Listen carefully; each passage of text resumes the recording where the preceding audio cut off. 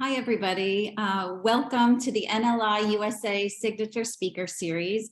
I'm Adina Canefield, the CEO of NLI USA.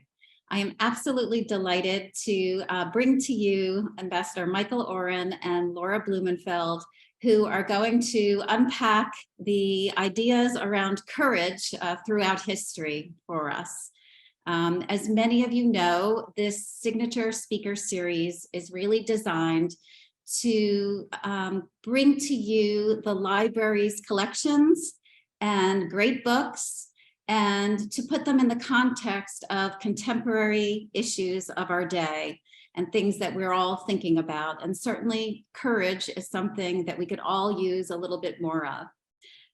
So before we go into the talk, I want to remind you that you will have an opportunity to participate in this discussion and pose questions via the chat function. So please do so throughout the talk. And those questions will be answered by Michael and Laura at the end of the session. With that, I have the honor of introducing Ambassador Michael Oren, who served as Israel's ambassador to the United States, as a member of the Knesset, and as Deputy Minister of Diplomacy in the Prime Minister's office. Among his many honors, Michael Oren is a New York Times bestselling author. He was named by Politico as one of the 50 most influential thinkers in America, by The Forward as one of the 5 most influential Jews in America, and by the Jerusalem Post as one of the 10 most influential Jews worldwide. A graduate of Princeton and Columbia, he has taught at Harvard, Yale, and Georgetown.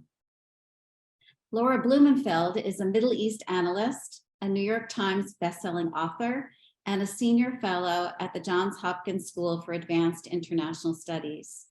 She previously served as a senior policy advisor on the State Department's Israeli-Palestinian negotiating team.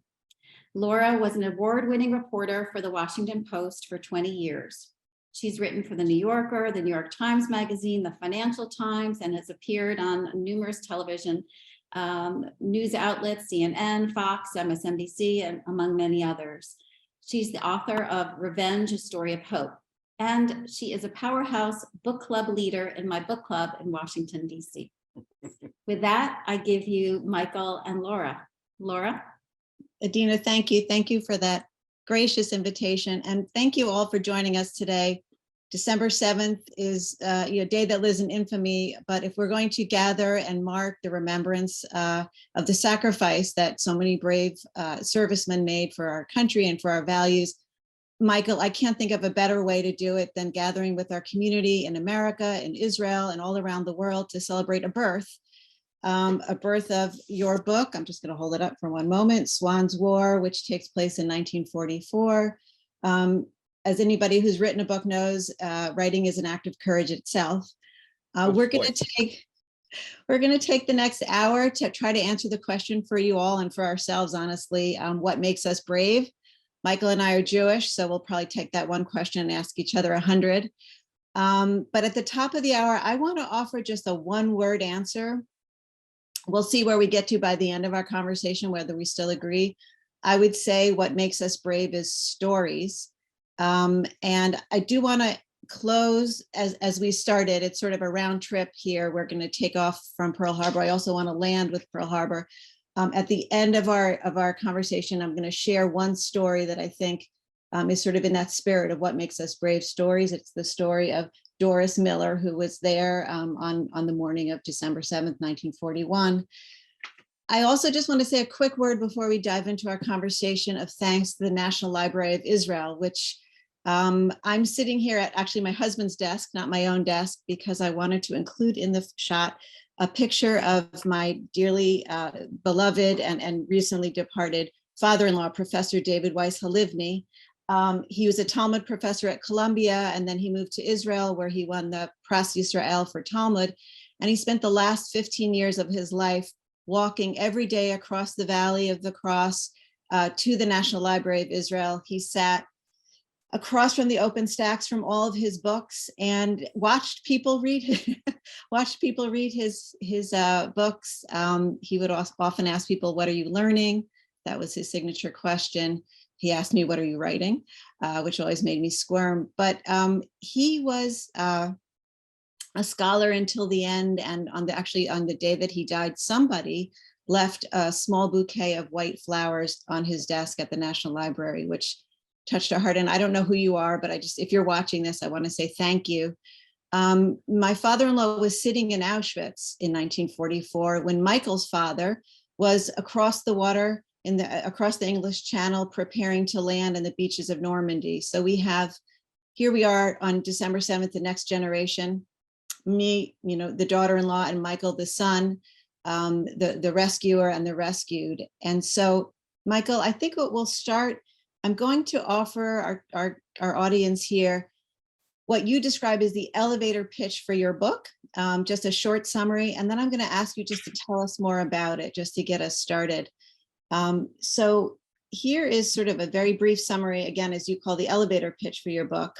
On a maritime island at the height of World War II, Police Captain Mary Beth Swann must overcome prejudice, misogyny, and loneliness to find a brutal serial killer. Swann's War is a story of heroism, persistence, and passion, as well as a page-turning suspense. So tell us more, Michael, and welcome. First of all, welcome. Thank you, Laura, our old friend from Washington, and I'm very honored to be with you today. I'm going to be honored to be in the presence of Rabbi Weiss, Zichrono Lebracha. Was a great man, and a great legacy.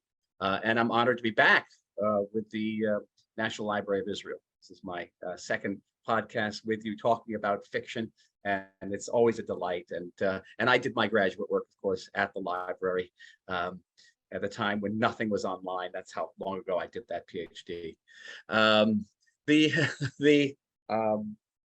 The elevator pitch. The elevator pitch for this book is just what you said. It's a story of courage. It's a story of conviction.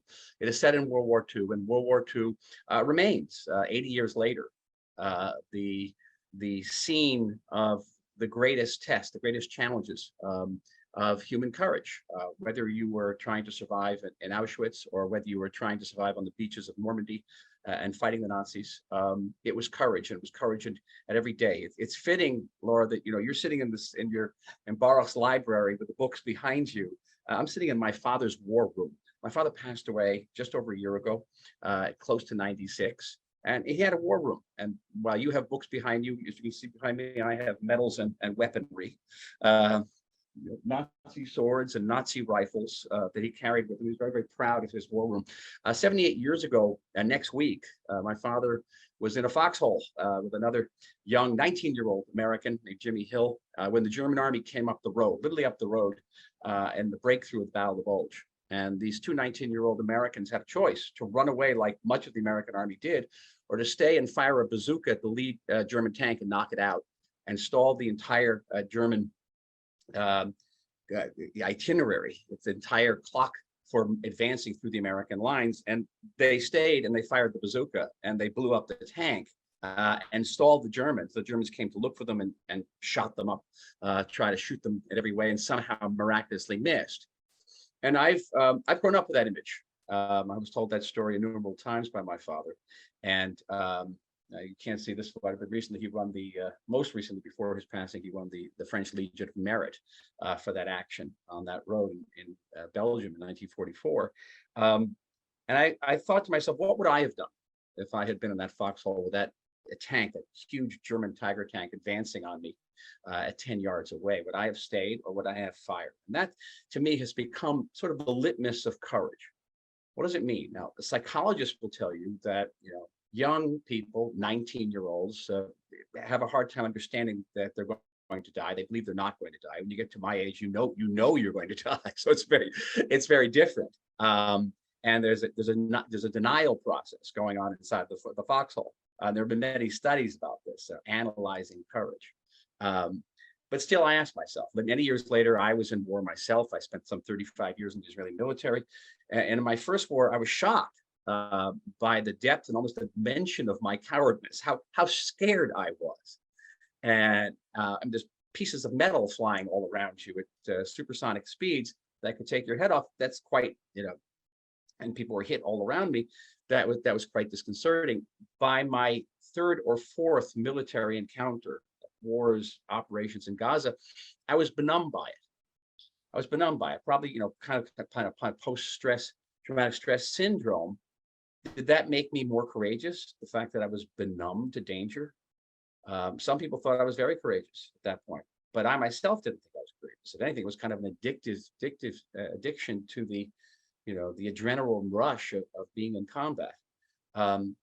Courage, I think, has been inadequately discussed and researched as a human condition. And we know a lot about love, perhaps. We know a lot about depression. We know about anguish. How much do we really know about courage and the different types of courage? So Swann's War, the novel, is a story of courage, a story of a woman who comes from South Boston. She's a Catholic, Irish Catholic. She's the daughter and granddaughter of Irish cops. And she wants to be a policeman. She wants to be a policeman at a time when there were no police women. There were women policemen, as they were called back in the 40s. They didn't carry a gun. They didn't wear a uniform like other policemen. They wore a very uncomfortable skirt with high heels and a kepi. And they were used mostly to keep prostitutes off the streets. But she wanted to be a real policeman, and her father gives her no support. And she meets a young man named Archie Swann, who just happens to be the chief of police from this island off the coast of Massachusetts called Fourth Cliff. There's a map of the island at the beginning of the book. But I wouldn't look for a map of this island elsewhere because the island doesn't exist. It's an imaginary island. I made it up. And she comes to Fourth Cliff, and she's not particularly welcomed by the mariners there, by the fishermen, by the cranberry farmers there. They're Protestants. She's Catholic. She's a woman who wants to be a policewoman. No one respects her. And then World War II breaks out, and Archie Swann is called off to the Marines in the South Pacific, and he leaves this island in charge of Mary Beth Swann, which would have been difficult enough because she's alone and she beleaguered. But one after one, there are murders that take place in the island. The murders take place among 90 Italian prisoners of war who are kept on this island. And they work as fishermen. They work in the farms, and somebody is killing them. So Mary Beth Swann, quite alone, has to overcome all of these challenges. So if you ask me what the book is about, it's a mystery, it's a page turner, it's a whodunit, it's a historical fiction, but it's really a work of courage. And I so deeply respect this person, my own character, Mary Beth Swann. She's remarkable, and she's very human. She's full of fears and full of flaws.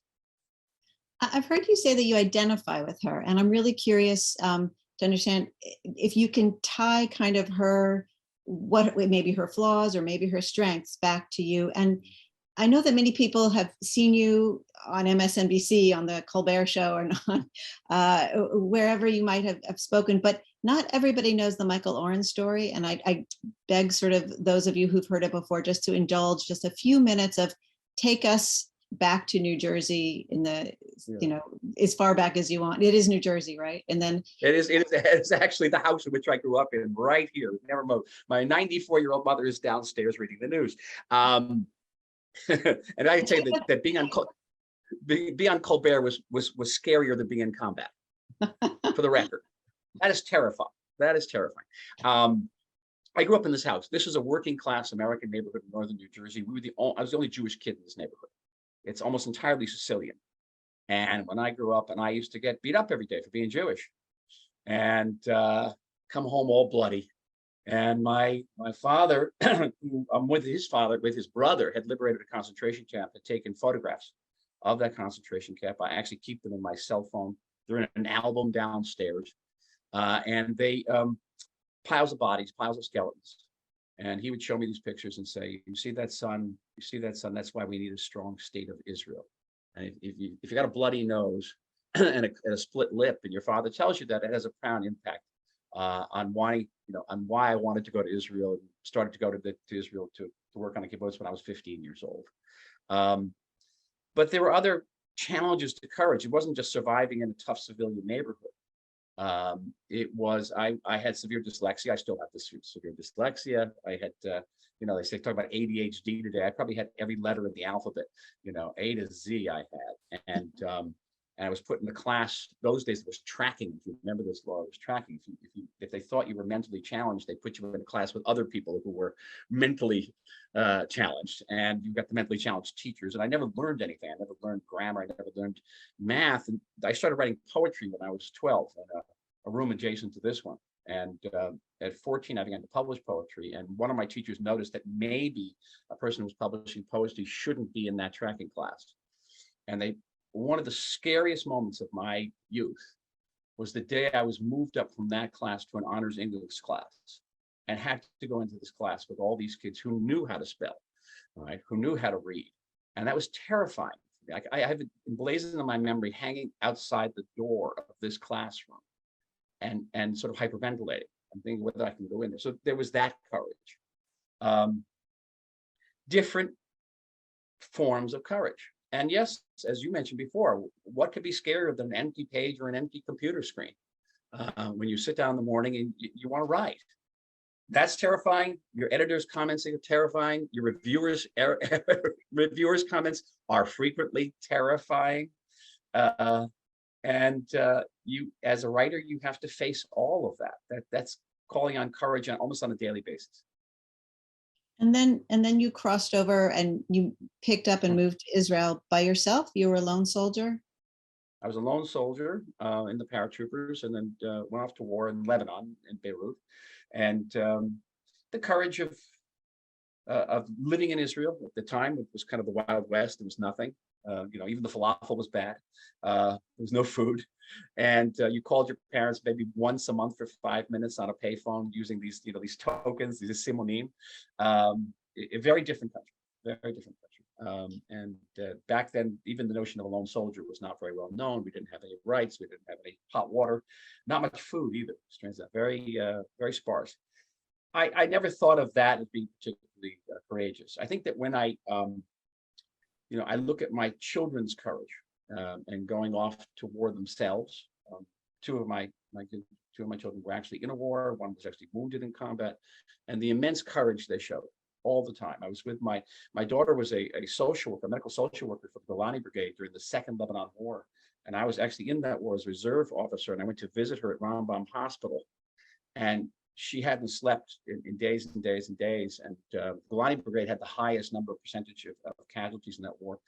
And I took her aside, and she was crying and crying. And all of a sudden, the doors opened, and more wounded soldiers came in, and she immediately snapped and went back to work. And I'm in awe of that display of courage, and all of that display of courage. My eldest son, Yoav, during the Second Intifada, would go on operations every single night. Every night. I maybe did an operation as a paratrooper. I did an operation once every 6 months. He went on operations every single night. And I never saw the fear in his eyes until he was wounded, could have been potentially very seriously. And I met him at Hadassah Medical Center in the emergency room. And I saw fear in his eyes for the first time. He had been shot at close range. In your son's eyes, that's I saw fear for the first time. Yeah, that he hadn't allowed himself to fear. All of that, I don't have to tell you that there's the courage of being a parent, right? That requires courage. Courage comes in many forms. And today, particularly politically, is the courage of conviction, the courage to speak out with the danger of being maybe censored or, blackballed. And we are called on to be courageous all the time. I wanted to pick up on actually two things you were saying, the courage of being a parent and also blackballed. Having delivered 3 babies in one book, I can tell you it's harder. Babies are easier than a book. But I have your canon, so we're focusing on your fiction today. These, I've read them all. So you have 3 kids and 5 books, Mazel Tov. But you do something which today would be considered somewhat brave, and I wanted to ask you about it, which is, let's just talk about in Swann's War, you have, first of all, your protagonist is a woman and you're a man. You have characters of other ethnicities, race, orientation. And I know that that's not always easy especially for authors today. What do you reflect about that? Is that intimidating for you, or you just feel like I'll write what I want and politically correct? It's actually the contrary. It's the courage to be free. because writing is about freedom. It's the freedom to be anybody you want, wherever you want. I have a collection of short stories there. You see the Night Archer, which is 51 short stories. It's historical stories and love stories and ghost stories and murder stories. I can't tell you the almost ecstatic rush of freedom I had writing those stories. Today, I'm going to be a medieval sultan. Today, I'm going to be a 16th century conquistador. Today, I'm going to be a retired gay school teacher walking on a beach with her longtime lover. I could be anything, anywhere. And yet, there were challenges. That my previous work of fiction is a novel called To All Who Call on Truth. You may recognize it from Ashray. Yes. There were African-American characters in that book. And my agent was very anxious about it, saying I was crossing red lines. I don't live in this country, America, anymore, and I don't know my red lines.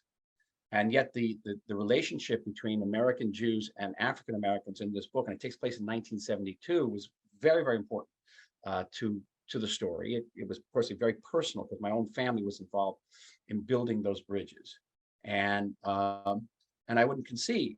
I had to be sensitive, but in any case, I pressed forward. I haven't been censored yet.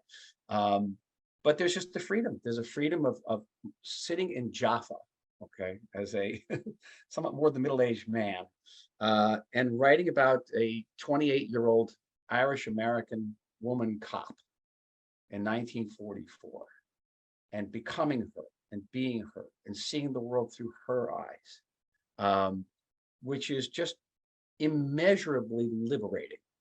That's what it is. And so it's the courage to be free. Sometimes it's much easier not to be free. It does require some courage. People say, write what you know. It sounds to me like you're drawn to the unknown, or just try to sort of find your way into the imagination of somebody that's completely opposite of you, which is not really the trend here in the United States. Maybe in Israel, there's more creative freedom, but I would say the trend is going the other direction here. So it's interesting also to hear you talk about how liberating it is. You've been known as, Professor Oren, the historian, or Ambassador Oren, the diplomat, and I don't know if authors, you're just Michael, right? And yet that's the most empowering title of all. I think that takes courage, because a lot of people would say, how can you walk away from Chaver Knesset, member of parliament? Those are all honorifics. It's not the path that most will take, and yet it's the one you're most passionate about. No, actually, the one I'm most passionate about is Saba, grandfather. Right. You don't know from Joy. I don't know if you know this, Joy, yet. Not yet. Actually, my eldest grandson couldn't say an S, so he substituted with a D. So I come out as Daba. And all my grandkids know me as Daba, which Daba in Hebrew means fatso. And I have never had a slur touch me so deeply, so profoundly. You break out crying every Daba I hear.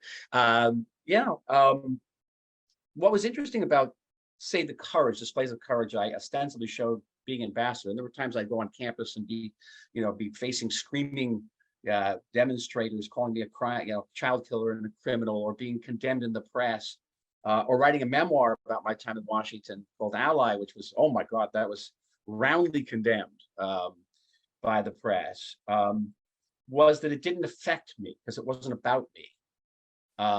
It wasn't my display of courage. I was representing a country, and it was the country's display of courage.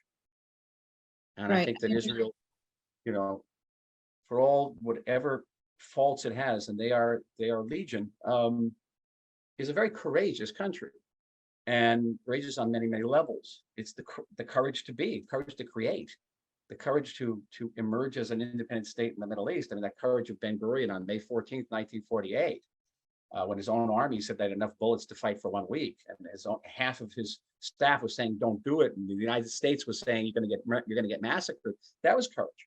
So Israel itself is an unspeakable act of courage 3 years after the Holocaust. So I was representing that country. And so it wasn't my courage facing off those screaming students. It was Israel's.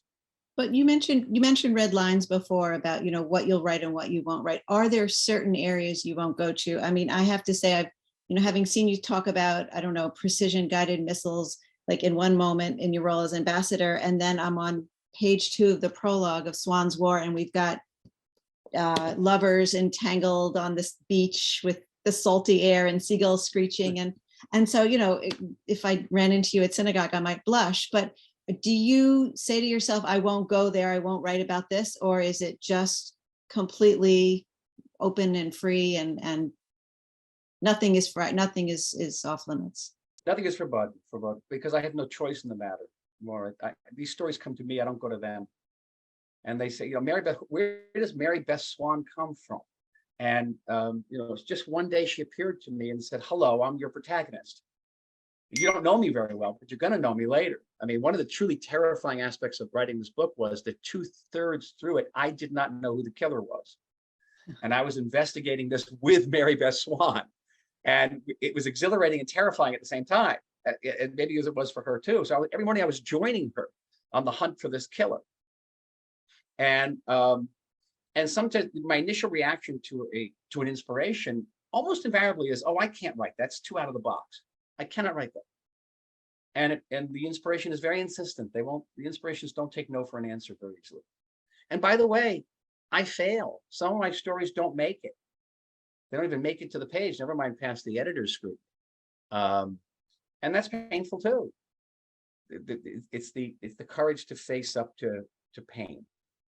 Now, we're having this conversation about how incredibly brave I am, but there are many aspects of my life that are not courageous, and I am profoundly aware of them at times in my life where I haven't been courageous, when I haven't been brave, and I haven't maybe stood up for my convictions.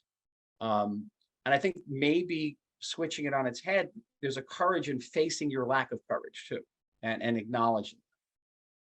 Right. I think that the point that you made about the kind of the courage to just carry on, that failure, there's a quote out there and it's attributed to Churchill, but I don't think it's actually his, about, success is not final and failure isn't fatal, but the courage to carry on is what matters. And I was thinking about, just if we turn to kind of what is Jewish courage specifically?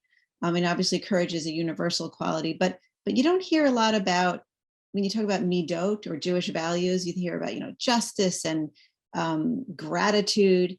There isn't a lot of sort of celebration of courage. And I went back to the Tanakh. I was looking for some characters in the Bible. I mean, there's the obvious Nachshon ben Avidav, who jumps into the Red Sea, right? He shows physical courage. And of course, you've got the shepherd David, who stands up against Goliath.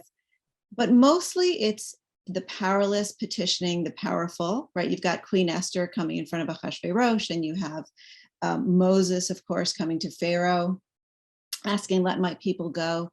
But I was trying to figure out, so is Jewish courage being lawyerly? Is this kind of like, well, according to Pirkei Avot, it's the courage to stand up to your inner urges. And certainly rabbinic Judaism has a great problem with courage, because Jews were actually not in a great position to exhibit courage, certainly not military courage.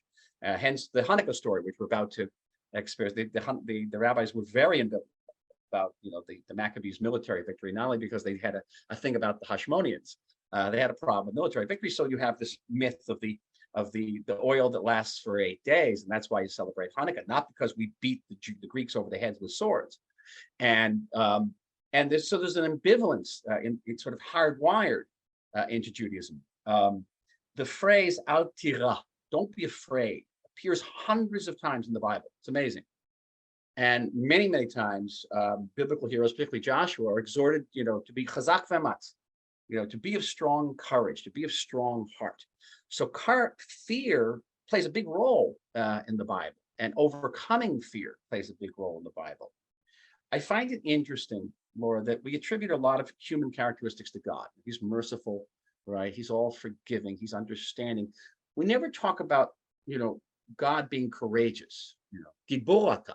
You're a hero, literally a hero. I don't know how we translate that in American Sidurim, but giborata.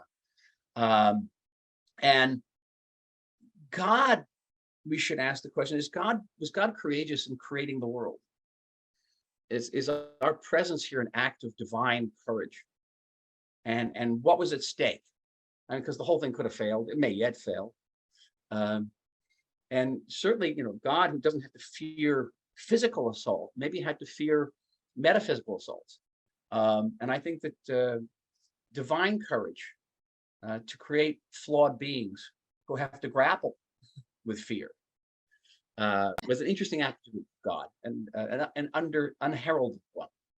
And to give them free will, I think, was the biggest act of courage on God's part. Yes, absolutely. Yeah. I hear you saying about, chazak v'amatz, when God urges Joshua to be brave.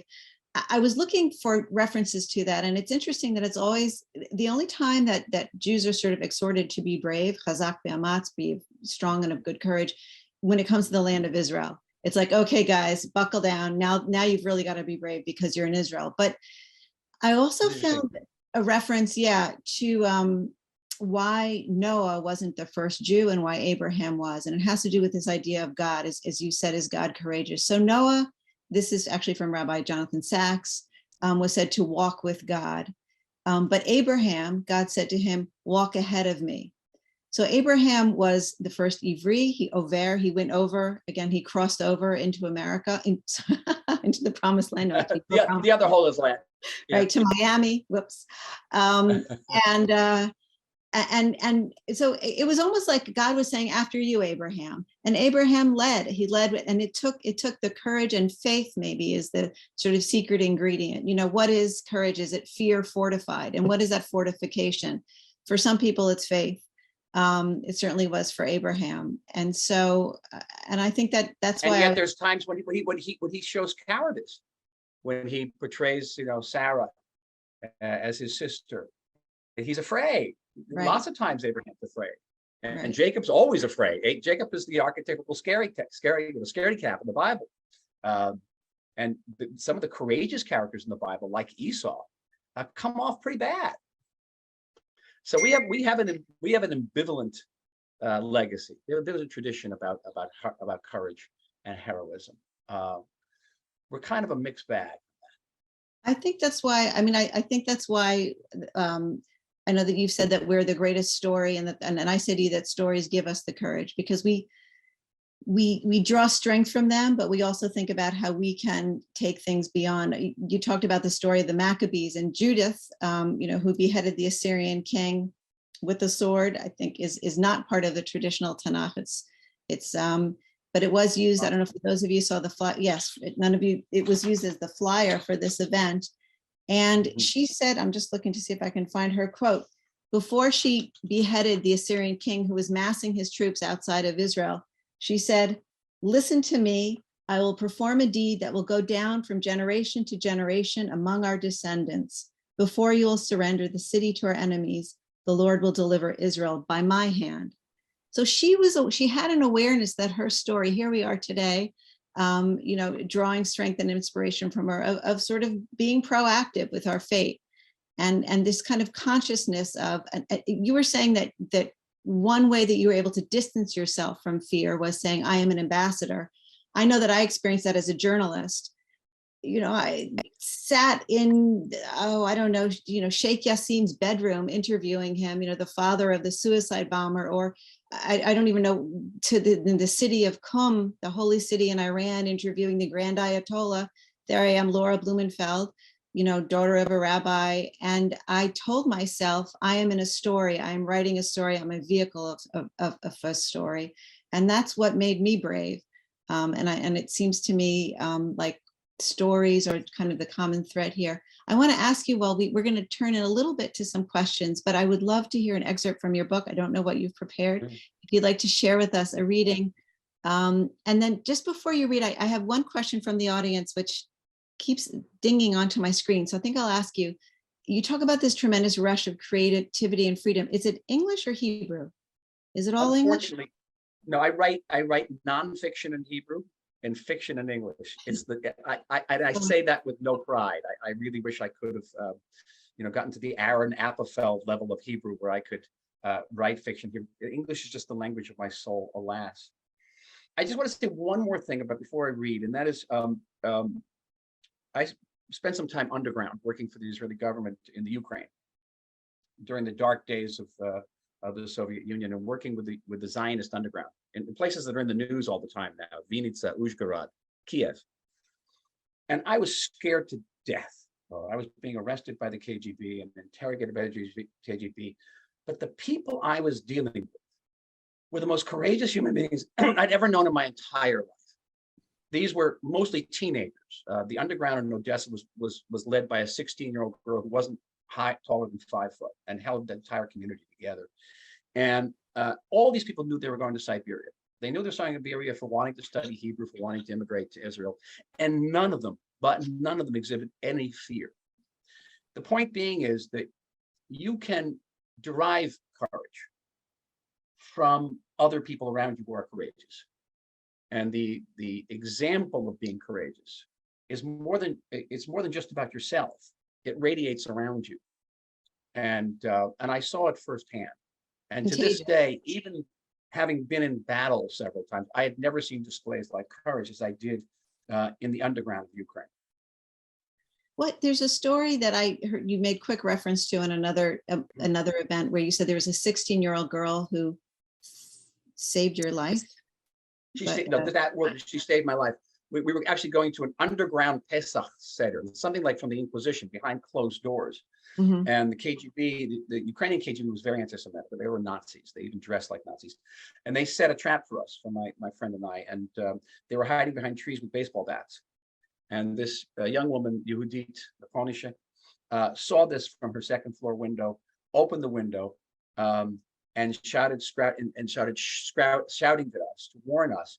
Then she ran down at less than 5 feet and threw herself into the arms of the commander of the KGB, who lifted her up like this, and she started screaming rape. And the entire neighborhood opened the windows. Yeah. I later heard that she whispered to him, "Are you going to beat me too?" And we were able to get away. And later, we did hold a Seder. We got through maybe the first blessings over the matzah when the door broke down and the KGB broke into the Seder and arrested my friend and me and took us away physically. And as they led us down the stairs, on the landing above us, these Jewish families who had gathered to spell the Seder sang Hatikva. Incredible. That is courage. That is courage. Thank you for sharing. And by the way, they were all sent to Siberia. And today, any idea where? Well, my initial contact was a 23-year-old young man who was ridiculously brash and handsome and sort of dashing, and his name is Yuli Edelstein. And my first act as a member of Knesset was to vote for Yuli to be the Speaker of the Knesset. Fantastic. And he says, "What are you afraid of? It's just the KGB." So he says to me, "Just the KGB." Just the KGB. Yeah. He spent 2 years in Siberia. So what do you go for? You want me to read the book now? It's hard after that, isn't it? I have a political, it's up to you. If I have a political question for you, if you want to, since you mentioned the Knesset, or if you'd like to do a reading, if you want, we can jump to the political question. I having been a reporter, for the Washington Post covering elections in Israel and here, I find political journalists often have framed, especially presidential or prime minister, Knesset elections, as hope versus fear. And I'm just wondering what you're seeing, especially in the recent elections, actually midterms here, if you want to comment on it, and also in Israel. Do you see it as that kind of binary choice, this kind of the courageous vote versus the fear, the vote of fear, or is it something else? Are we being too simplistic in the newsroom? I think we're being too simplistic. Here, I see a recoiling from fear and from the politics of fear. And I think that's the takeaway from the midterms here. People kind of had it with the politics of fear. And I think that's very healthy for this democracy, and it's uplifting. And I say that not with any, in a completely bipartisan way. So it's not a hope vote, it's an anti-fear vote? Is it a corny hope vote? Like, are we empathetic and or No, it's turning away from anti-fear? it's turning away from conspiracy theories. And yet I've traveled now for 6 weeks across the United States in Jewish communities, and in community after community, what I'm hearing over and over again is fear, Laura, fear of anti-Semitism, and the rising waves of Jew hatred in this country. And I'm, in closed discussions, I'm talking about how I think that the American Jewish community might deal with it. The biggest problem is defining anti-Semitism and rallying around that definition, but also restoring anti-Semitism to the rank of racism. It has been downgraded as a lower form of racism. That's there should be, basically a zero tolerance policy for intolerance towards Jews. That's my recommendation. But I see fear all over the place. In Israel, the fear is real. What is anomalous about the recent Israeli election was the first time, to my knowledge, and I used to follow political polls because I was in politics, always Israelis listed security as their major concern. This is the first time that Israelis listed the economic situation, the cost of living, particularly of housing, as their major consideration, yet no political party put out a very compelling economic platform, which is interesting. But the major issues were fear. Fear of terrorism, fear of fifth columns, fear. I often say, I don't want to, we'd spend the whole time talking about politics. If you want to understand Israeli politics for the last 20, 25 years, go on YouTube, download a 30-second political advertisement from 2015 called The Babysitter. And that will explain it all. It's about, I won't explain it. Look at it. It's Babysitter. Bibi explains why he will enable Israelis to know and be assured that their children are sleeping safely. So there was an interview recently that Barry Weiss conducted with Bibi Netanyahu about sort of his take on, I know that the idea of moral courage is something that Jews have taken very seriously over the years, over the millennia. And you wrote about your concern about Israel's neutrality, if you call it that, on the Ukraine war. And was Israel being sufficiently morally courageous? But you mentioned, Bibi, there was an interview, I'm just going to quote briefly with Barry Weiss, where he says, this is with Netanyahu, he's talking about his guiding mission. And he says, "My belief was that Israel has to be very powerful. It's not enough to be moral. It's not enough to be just. It's not enough to be liked. It doesn't even make a difference. If you're weak, you don't survive. By the way, beyond our area, you can see that you can be devoured by aggressive forces that gobble up nations or conquer them or destroy them." Can you reflect on that? How do you square that with our subject today? Well, it's very simple. I was the deputy in the Prime Minister's office in charge of diplomacy, and I had disagreements with Netanyahu over precisely that issue, over whether we should have a close relationship with Hungary of Orban, or the Polish government, or the Austrian government, or the extreme right wing. And my position then, as now, is yes, we have to be strong. And by the way, by declaring neutrality in the Ukrainian war, we were broadcasting fear and weakness of 4,000 Russian soldiers in Syria. I thought it was a bad message to give in our neighborhood of weakness and fear. But beyond that, I would always say we are not just any state, not any Levantine polity along the Mediterranean coast. We are the Jewish democratic state of Israel, and we have to act as such. And that is also part of our strength. When we go to war, and we go to war under very difficult and complex circumstances, moral circumstances, we're going to be branded war criminals. The fact that we stand up for our Jewish morality, our ideals, is part of our strength, and it's a false dichotomy to separate the two of them. And to put it in sort of in the most prosaic forms, when we deal with a government in Europe that is denying the Holocaust, and yet when we go to war against an existential enemy, an enemy that wants to destroy us, which is very rare in history, right? The legacy of the Holocaust becomes part of our arsenal for defending ourselves. And we should not in any way squander that legacy. We have to preserve it. It is part of our national strength. Great. I'm going to let you, we only have a few minutes till we open up to questions. So I do want to give you a chance to read from your books. And to read. That's it. We're okay. Okay. This is just a section about Okay. Meredith Swann. It's the spring of 1945. and she's been hunting a serial killer. She's alone. It's cold. There's only 2 words you have to know here that most readers will not know. It's Storeen, which is Gaelic for my darling. Storeen. In the otherwise flat stretch of island between the town and the northern tip was a slightly depressed, somewhat moister swath known as the moors. Nondescript, scrubby, the area was best known for its saline soil, inhospitable to all but the most tenacious plants. Among them, though, was the broom crowberry, a thorny shrub with little to commend it most of the year. Only in late March did it make its presence known, if not celebrated. With reddish-orange petals, many too tiny for a distant eye to see, the crowberry heralded the spring. Stopping the coupe, it's her Mercury car, on the roadside, Mary Beth got out and admired them. Though scarcely flamboyant, these first flowers made her feel wistful. It brought her back to the early springs of her childhood, with black snow still clogging the gutters and branches bare, but the icicles dripping silver and the colors of old hopscotch courts resurrecting on the street. Such memories reminded her of her mother urging her to go out and play. Winter's over, she announced, and with the fullness of her strength, live. Excuse me, but life here was life for her was ebbing. Already feverish, with a swollen neck and a bark-like cough, Colleen Boyle was exhibiting the disease that would swiftly kill her. Until her last breath, though, she remained indomitable, and in Mary Beth's mind, a saint. While often strict with her 8-year-old daughter, she also adored her, sewed and baked gingerbread for her, pampered her whenever her husband wasn't looking.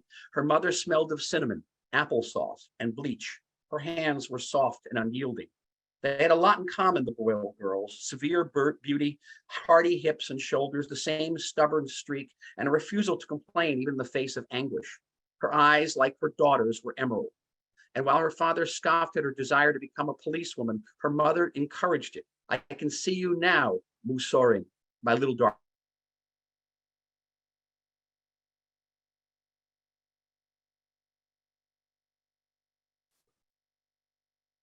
With your badge, for a long time hated her, resented her to be raised by an intolerant man, embittered and cold, angry that she made her go out and play when the temperature was still freezing and snow clung to the gutters, for wrapping her up in her coat, hat, and mittens instead of embracing her and promising that she'd always be there when she returned. Bluebells, cockle shells, Mary Beth recited out loud, Evie, Ivy, over, her shoes lifted up and down on the pavement. Mother went to market to buy some meat, babies in the cradle, fast asleep. Yes, it would be warmer soon, and all the flowers would blossom, but her world would remain wintry.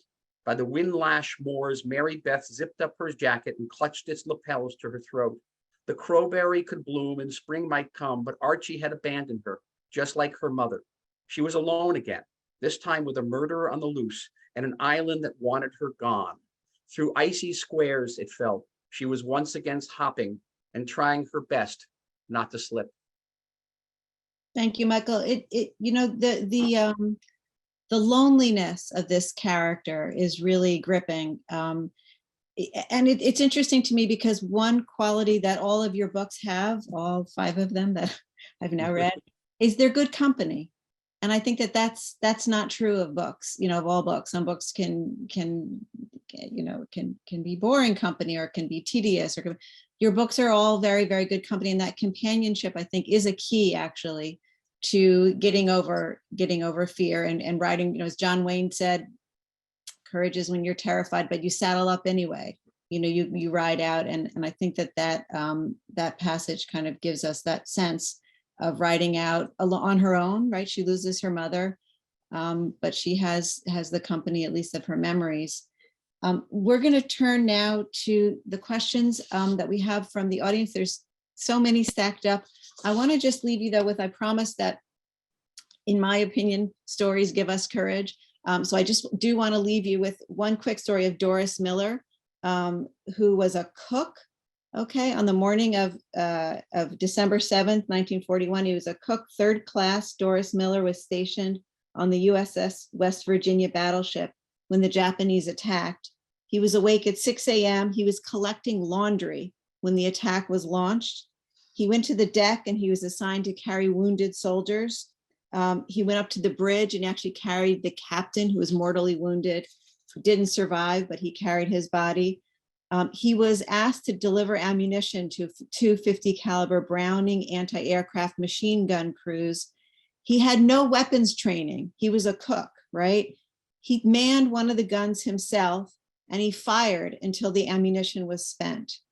He was later asked how he could found the courage, how he was brave enough to do this, to fire this weapon. He had no training. He said, "It wasn't hard," Miller said. "I just pulled the trigger and she worked fine. I had watched the others with these guns. I guess I fired her for about 15 minutes. I think I got one of those Jap planes." And in fact, they estimate that he took down 4 to 6 Japanese planes. He received the Navy Cross for his actions, and he was the first ever given to an African-American. And the future Ford-class supercarrier CVN-81 is going to be named after Miller. I wish this story had a happy ending, but he was killed actually in 1943 while serving on the escort carrier USS Liscombe Bay, which was sunk by a Japanese torpedo. But as almost a, something to take home with you, again, I believe that stories give us courage. And if there's 2 words or 3 words that I can pass along, is that quote from Miller, which was, "It wasn't hard. I just pulled the trigger." So with that, I'd like to open up, Michael, let's Sure. see. Let me start with one question for you, which is from Rebecca Geft. She says, "I'm writing a historic fiction novel which deals with Zionism." Okay. "Do you think Zionism is a subject people are willing to read about? I'm trying to be courageous to write when I don't have any connection in the publishing establishment. Is this courage or naivete?" And thank you so much for that question, because I wrote a book called Revenge, where at the very end of the book, it's an open question. Am I a hero or am I a fool? My best friend said that it's a first person story. She said, "Actually, you're an ass," which is okay. Sometimes you have to take risks. But so Michael, is writing about Zionism, is this courage or naivete? What do you think? Well, I'm the wrong person to ask. I write about Zionism all the time. I guess in the in 2014, at the height of the Gaza war, I wrote a full-page article for the Wall Street Journal called "In Defense of Zionism," and people somehow, it's probably the most recalled piece of writing I ever did, public writing I did. People remember it all the time. In Defense of Zionism. Since then, in the 7-8 years since then, defending Zionism has become increasingly difficult. It depends what you say about Zionism. You say Zionism is a form of racism and colonialism and apartheid, maybe it doesn't require much courage at all. But if you're going to defend Zionism in any way, then be prepared and be of good courage and strong heart, as they say, chazak ve'amatz, because it's going to get, it could be very difficult. My next book, I actually have a contract with Random House to write what would I hope to be the definitive history of the Israel's War of Independence, which we don't have. And it's going to probably be my, I don't want to say it's my last work of fiction, of nonfiction, but it'd certainly be the most challenging. And that's going to require a great amount of courage. It's also got courage not to defend Zionism. I've always held as a historian that you must never shy away from the truth. And my conviction has always been, if we tell the unvarnished truth, that an objective reader, or such a reader actually exists anymore, will come down on the side of Israel, will understand us. That was my rule of thumb, the 6-Day War book. And I mentioned atrocities that were committed by Israeli forces in that war. And I think that book, defends Israel's case without being a work of public diplomacy. It's a work of history. So be of courage, be of strong heart. It's hard to, it's hard to translate chazak ve'amatz, isn't it? It doesn't translate very well into English. No. It's interesting that it's about that the word courage also, cur is Latin for heart. It's interesting that it's all about the heart in both languages. Here's a question from Marina Feldman. She says, "When Michael tried to speak at universities, activists boycotted and disrupted him. As they were being escorted out, Michael said, 'I want them here. I want to talk to them.' Is that bravery, and is it possible to have a real dialogue?" Well, there were many incidents like this. One, she's referring to the incident at the University of Irvine, and I did want to talk to them. These were precisely the people I came to talk to, and the police were escorting them out. And they were later found guilty of violating my right to free speech. It was a landmark case called the Irvine 11, and it's still on the books. A far more egregious event took place at the University of Texas in Austin, where the dean said to me that the students have 3 opportunities to protest, and then they are escorted out. So I said, fine. And they went through 1 round of protest, another round of protest, the 3rd round of protest. Not only did the university not escort them out, but they let them come up to the stage and protest in front of my face, which wouldn't have been, would have been sufficiently harrowing. But I was surrounded by security people, both Israeli security people and Secret Service people. And there was an assassination attempt by the Iranians on my life. Talk about courage for them, not for me. And I was profoundly frightened, not for myself, because these security guards are not persuaded to dissuade, are not trained to dissuade people.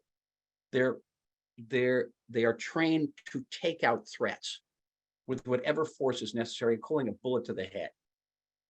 And my greatest fear was that one of the pro-Palestinian protesters would get shot. And fortunately, nothing happened. They never entered that cordon that the security people have, this imaginary area. And when I got off the stage, I screamed at that dean. I said, I want you to know, you just endangered the lives of your students. And if someone had been hurt, and God forbid, killed, I would have been the first person in court to testify against you, against the University of Texas. So there's all levels of fear here. My fear there wasn't for me, it was fear for the students, but it was a genuine fear. I came off that stage shaking. And, but again, and here's the, and I don't want to wax sentimental about this. I want to sound smarmy, but when I was up on that stage at Irvine or at Austin, the image that came to my mind was of the tank approaching the foxhole. And do you stay or do you run? Mm-hmm. And that image is, as they say, it's emblazoned. Do you stay or do you run? What another question from the audience is, what was the most courageous moment of your diplomatic career as a diplomat? Again, it can be physical bravery, but I have a feeling it might be moral or intellectual or challenging. I think it came back. I think it's with the Ally book. I thought that I strongly believe that there was a story I had to tell. That there was a story about our interaction with the Obama administration. You served with that administration, and there was a story, and the story was told from a place of great love, a love for American Jewry, a love for America. It was a story that actually was written for a liberal audience, not for a conservative audience, and I thought that story had to be told. And people would come to me and say, "You're so courageous for writing this book." I never thought of myself as being courageous for the book ever. I just thought that it was morally imperative that the story be told. And it exacted a very strong prize because the reactions were very harsh and remain harsh to this day, by the way. I think that was probably a great act of courage. I don't know. Again, I don't want to use courage in the same breath of my time as ambassador, because it wasn't about me, it was about Israel. I can't stress that enough. That's just not a line, or that's true. There were times in my life when I was courageous. Going into that advanced English class when I was 16 years old, that was courageous. Sitting down and writing after being rejected again and again and again. And I rather masochistically, I collected all my rejections since I was a little kid. It's the width of the old Manhattan phone book, if you remember what that looked like. And I still get rejected. And it's sitting down again. You have the reunion book there. Yes. That book was rejected. Oh, I can't tell you how many times. And I threw it out and started it again and again and again until I finally got it right. I had an article last week, I think the week before, in the Forward about anti-Semitism at my family's Thanksgiving table. I don't want to go into too much detail, but that article was rejected a lot of times at different publications. And the Forward took it, and it had a tremendous reaction to it. It actually got people thinking. It's about different responses to anti-Semitism in the American Jewish community. It's about the debate that took place around the Thanksgiving table, which is actually the debate that's going on around the entire American Jewish community. Is anti-Semitism an opportunity for education, or is it an opportunity for revenge? for vengeance, for punitive. I saw that piece, and I think I commend it to, to anybody who can read it. I think it's really important. And yesterday there was the White House roundtable on anti-Semitism. I almost felt like it was in response. I don't know if they read your piece, but I know you're calling for more of a consensus that the Jewish community can't be fragmented. And that's exactly what the second gentleman did by calling together leaders. I think it was from 13 different Jewish organizations to try to combat anti-Semitism. But your last sentence brings to mind the quote from Nelson Mandela, which is, courage isn't the absence of fear, but the triumph over it. Because it sounds like throughout your incredibly varied and challenging life and career, there's been fear, but it's sort of pushing yourself to triumph over it. I also want to say, sorry, go ahead. I just want to say, personally, yes, but personally, not to make it too heavy, there's also chocolate for me. That helps. If faith or everything else, a little square chocolate will help. Yes. I think I speak for both of us. I know I speak for Laura, for your husband. We're people of belief. And I think a great source of courage comes from belief.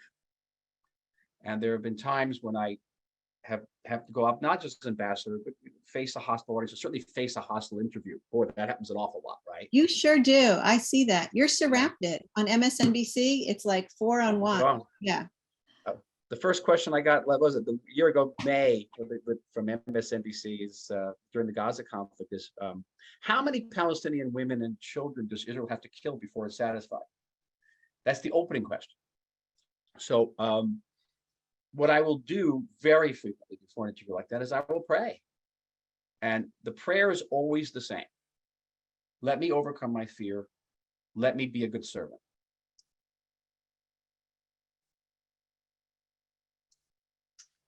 And with that, Adina? That's just, It's like, don't make me lose. It's also just, it's simply that. It's simply that. It's that prayer. Thank you, Michael. I'm pausing for a second just to let that sit with all of us. It's Right. just so powerful to hear it from you. Laura, Michael, you are dear friends of the library. You represent in so many ways what the library is all about, having interesting people who are dedicated to the community, who are dedicated to big ideas, to the search for knowledge, for grounding thoughts in facts, for researching and exploring and researching again. And we truly appreciate your friendship to the library over the many years. Michael, we assume you're going to be sitting in the library as you research your new book on the Declaration of Independence, and you'll be using the archives of the library to do your excellent work. Laura, we are enjoying having your father-in-law's books and archives with us, and appreciate your family's donation of that. And we just are very grateful to you for the stimulating conversation, for getting us to think about courage on a personal level, historically, biblically, contemporarily, and it's just been fantastic. So this is, to all of our community members out there, this is just yet another example of the quality that the library tries to bring to you. And we thank you for being an important part of that community. We hope that you have a wonderful Hanukkah, that the library continues to bring you light during the winter months. Most importantly, I wish you all a wonderful new year. And thank you again for being a part of the National Library of Israel community. Be well. And we'll keep the line up. Thank you, Michael. Thank you, everyone. Chag Sameach. Be well, everybody.